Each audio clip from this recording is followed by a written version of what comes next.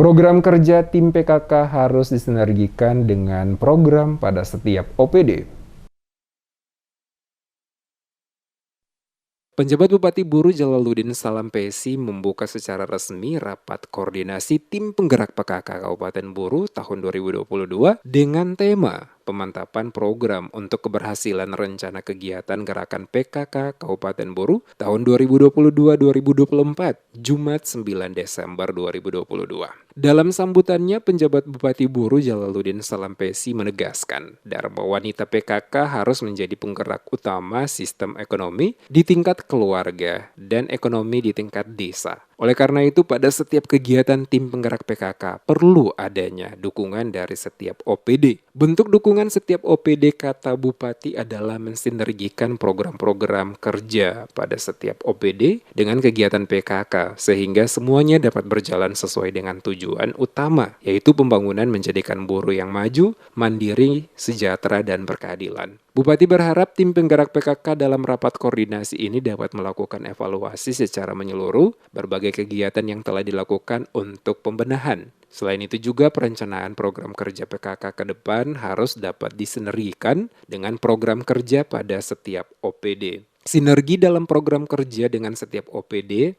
menjadi sesuatu yang harus dapat dilakukan. Dengan demikian, maka ada kebersamaan yang terjalin. Beberapa program yang dianggap penting untuk disinergikan adalah persoalan stunting dan penguatan ketahanan ekonomi. Rapat koordinasi tim penggerak PKK ini diharapkan akan menghasilkan program-program kerja yang memiliki bobot kemanfaatan yang besar dalam membantu pemerintah di berbagai bidang pembangunan yang sementara berjalan, sehingga dapat memberikan asas manfaat bagi masyarakat.